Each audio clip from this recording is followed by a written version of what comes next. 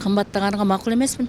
Кымбаттаганга ким макул болот? Буга чейин 800 сом өлчөмүндөгү төлөм 1400 сомго көтөрүлдү. Бул абалга ата-энелер арканда реакция берүүдө. Жалал Абад шаардык билим берүү бөлүмүнүн адиси Майрамбек Эргешевдин белгилөөсүндө акчаны көбөйтүүгө бир топ жагдайлар негиз болгон.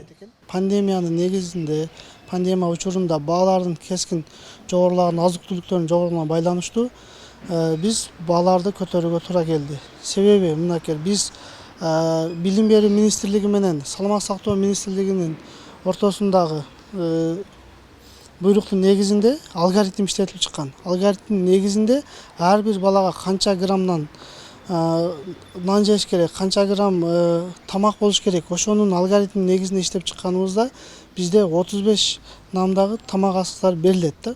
Ошонун негизинде баардык ошо былтыркы март айына салыштырмалуу, быйылкы март айын салыштырганыбызда бизде 87%га азык-түлүктүн көтөрүлгөнү байкалган. Ажар Шишкараеванын кенже уулу бакчага барат. Төлөмдүн көтөрүлүүсүн ал азыркы кымбатчылыкка карай туура эле көрөт. Мен ата-эне катары эми биздин ата-энелерди жөн койсоңго көтөрүлгөндө наразы, бирок анан түшүнүш керек, бир четичи продукттар кымбаттап атат, майлар, эттер баары ошого караганда инфляцияга карат да, экономикага да карайбыз да.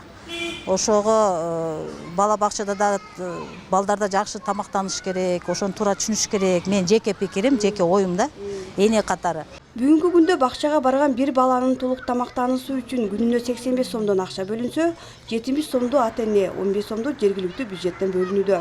Бул маселе боюнча шаардык кеңешке ата-эне тарабынан кайрылуулар түшкөн. Жакынкы күндөрдө караларын шаардык кеңештин төрагасы билдирет. Бул балдар бакчасы боюнча муну биз депутаттык талкууга чыгарабыз. Ошол жерде шаардык кеңештин шайланып келген депутаттары менен чогуу талкууга чыгарып, ошол жерден бир тараптуу жакшы жакка чечкенге аракет кылабыз. Кымбатчылык, пандемиялык шарттан улам жаралган баалардын көтөрүлүүсү бир жагынан абалды түшүнүүгө себеп болгону менен, экинчи тараптан дароо эле төлөмдүн 600 сомго көтөрүлүүсү нааразычылык жаратууда. Гүлзина Мөндөбү, Бурхан Бекматов, Жалал Абад шаары.